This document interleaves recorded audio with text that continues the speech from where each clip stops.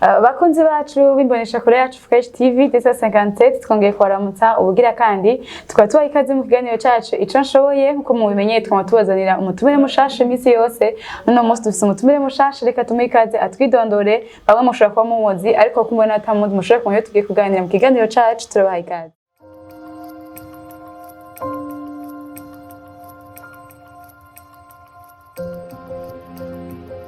Murakoze cyane. Ego ndanagira ko ndamutsa ko dukurikirana. Ego ni Samuel Praise. Ego.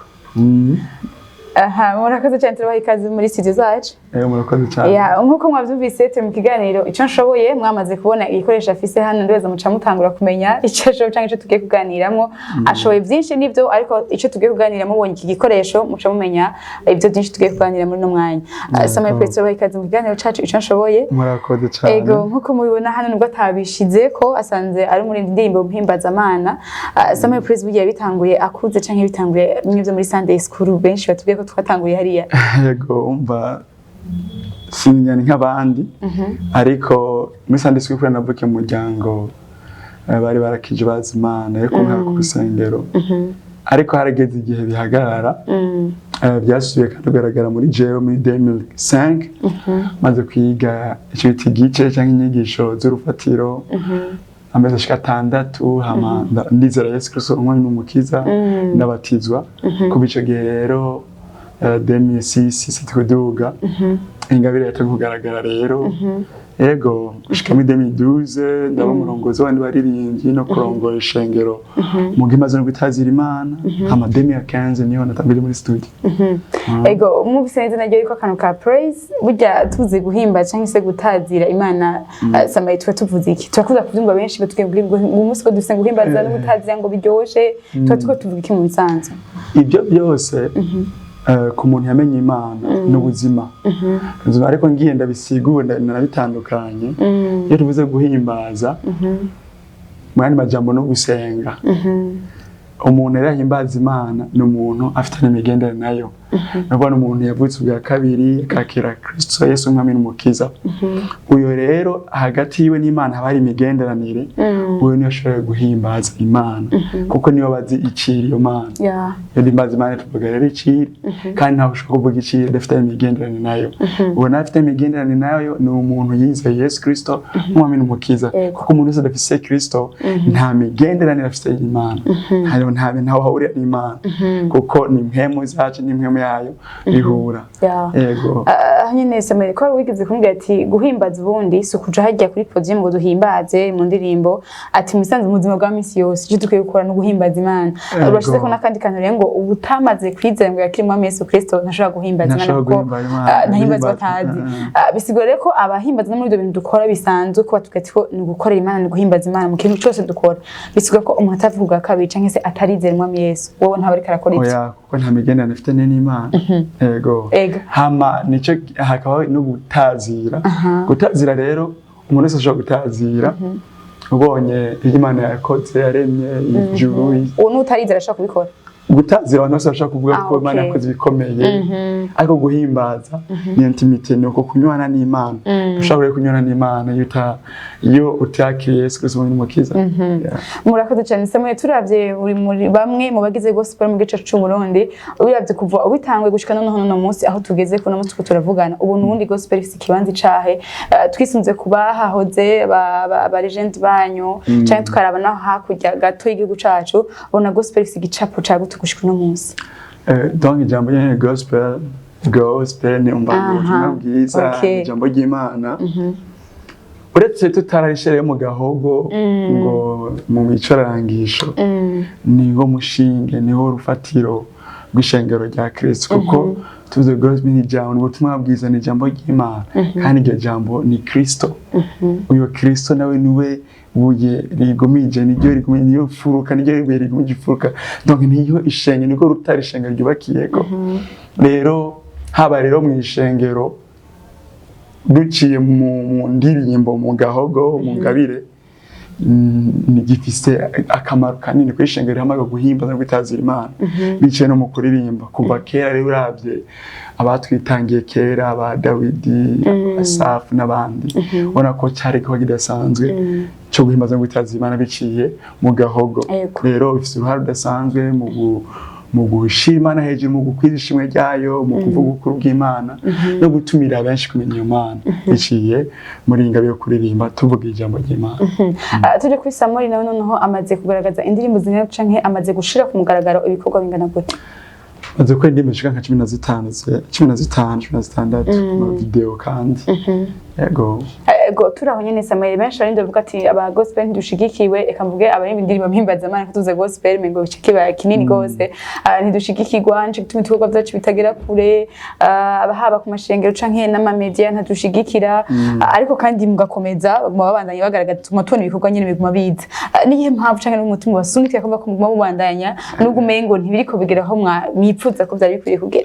ngarutse inyuma kuri ako kanungo ko kwidoga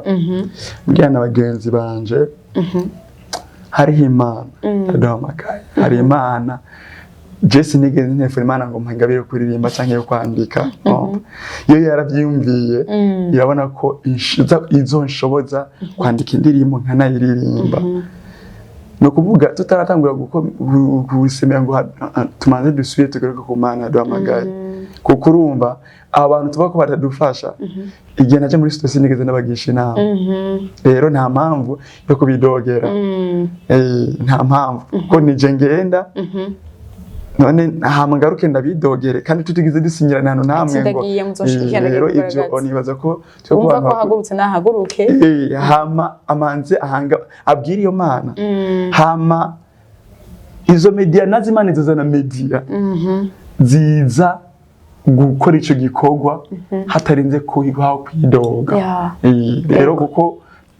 turabana b'Imana Imana yacu irakomeye byo kwidoga no kurira nibaza ko atari byacu ariko iyo duguma duhanga amaso kuko nibaza ngo muhanga amaso Kristo niyo nyanduko yo kwiza niyo nyanduko ibikorwa byose dukora rero iyo tumuhanze amaso yo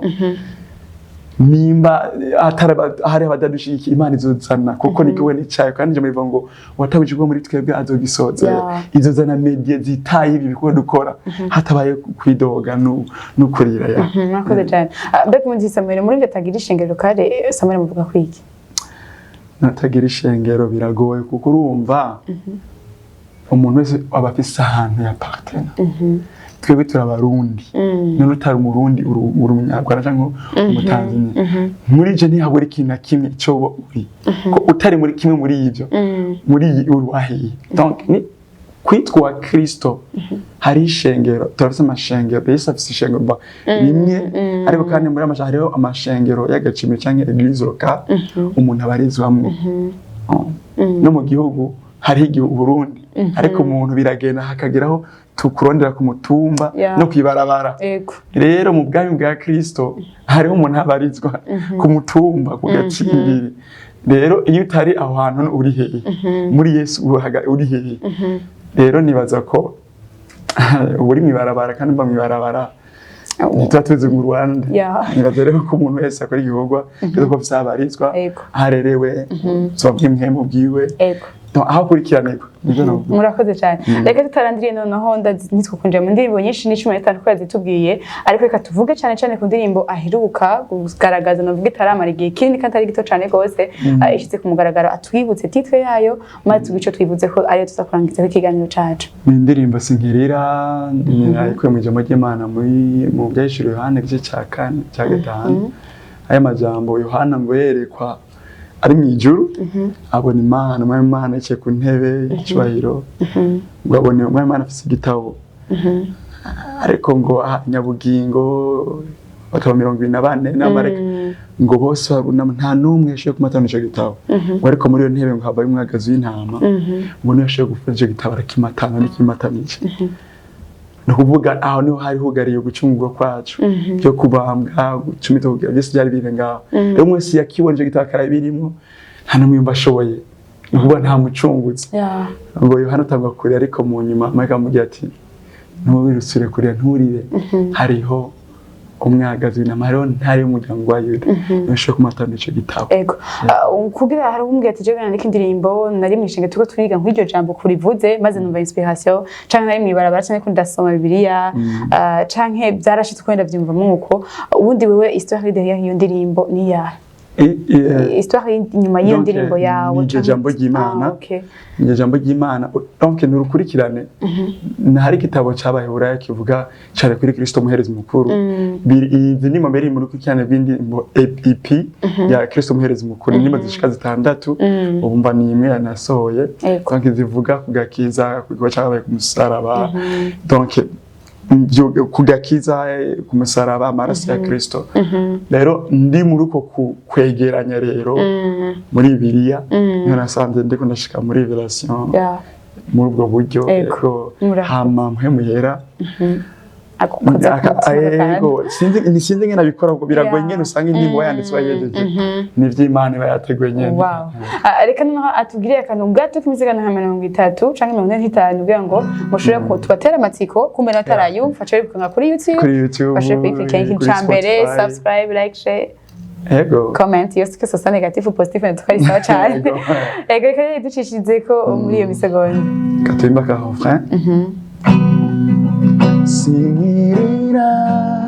habe namba namwe mu muryango wa Yuda yaranesheje niwe yashoboye kumatanura ico gitabo. Singirira habe namba namwe mu muryango wa Yuda yaranesheje niwe yashoboye kumatanura ico gitabo. Thank you murakoze cyane. Ego reka none twibutse n'ama platform koresha kugira ngo bashobore kuja kwikurikirana yose yiyaguye twaha akantu gato kugira ngo tubatera amatsiko. Ego platform hariho page yanjye Facebook ni Samuel Praise 257 Instagram Samuel Praise 257 YouTube Samuel Praise niho ushobora gusanga iyo ndirimbo yego iko ni kuri Spotify Amazon Apple Music iTunes Audiomack na Boomplay ushobora kwisanga iyo ndirimbo. Neza ko muri zose antukuneka dukurikirana ntabwo ni mwacha kwikurikirana. Ego reka mukora gitare rero ducishemo utuntu n'utundi twado dutatu gusa tubuzima busanzwe Samuel yagiye kutubwira Samuel ugishika muri studio ugiye gusa indirimbo ibintu bibiri vya mbere bikurikirana ukora n'ibyaha. Ikintu cya mbere turasenga hama cya kabiri kuko njya muri studio nateguye indirimbo nyene ikorwa igikurikirana kwerekana structure y'indirimbo nyene ndetse. Ego Samuel twabibonye nubwo atayitubwiye n'umupapa ego Samuel bikorera gute gukorana ibi bikorwa no gukora inshingano nyene nk'izo mu nshinga nta umutwe w'urugo ko ari benshi usanga babanza kubiba mu gato bakanza guteba akavuga ngo umva ngo maze responsabilité ni menshi. Samuel bitunganya gute inyishu za kwihama dans 30 secondes nuko ikintu ntabwo kuvuga ibintu birebire ngo nkora ariko duhange Kristo Yesu niwe yatanguje kwizera muri twebwe kandi niwe yatabonye n'ikigo muri twebwe azonagisoze anavuga ngo abankora nibankurikira. Sinosigura byinshi ariko uyu Yesu Kristo iyo utahuye impamvu uriho kare kubwiwe kandi kubwico yaguhamagaye gukora ibindi byose arabitunganya kwavuze ngo mwitwareke iby'ubwami bwanje ni kugorora bisigaye zitunganya rero twitwareke iby'ubwami bwiwe n'ibindi arabitunganya. Murakoze cyane Samuel turashimye ko mwashoboye kwitaba muri studio zacu murakoze kunyakira ari umwe mu bashigikiwe na Inanga Event. Ego cyane Inanga Event sinakubivuga niba ariko baranshoboza kugira ngo bashike no ngaha muri Inanga Event ni kinone ku bantu bashasha tuje kutwasha. Inanga Event ni urunani rw'aba journalist bakijijwe biyumviriye kuba nirya twari ko turavuga bifuje kuja hamwe cyangwa bimbiye kuja hamwe kugira ngo bafashe abaririmba bafise ingabizo bw'imaze no gutazira bahimbaza Imana kugira ngo badufashe gushika kure canke ibikorwa bishike kure mu kwizishima rya Kristo. Nkubu bishaka ko badukurikirana akavuga ati nanje noja muri iyo inanga event ngo ushaka kunshigikira. Vraiment nibaza ko yondondera. Yego. Chaka kandondera ndibaza cyane. Murakoze cyane rwose kubaririmbyi murumva ko kubashigikira bikomeza kubaho inanga event hari ngo ushaka kubashigikira nayo murakoze cyane. Bahezagiye kandi nshimye na Fresh Studio TV. Fresh TV. Fresh TV imana bahezagiye. Ubuse ko dusakana duhuriye ko 257. Yego. Kasi shaka kutana. Murakoze cyane rwose. Murakoze cyane. Ego bakunzi tubashimiye uburyo mudahengeshanya kudukurikirana mu biganiro byinshi bitandukanye. Tubutsa kandi kuzamuragira like, share na subscribe mushobora kubandanya mukurikirana ibiganiro byacu ku bwinshi. Tutiyogeye gushimira bwira kandi na Best akomeza kuduha ama image asa neza cyane. You are so blessed.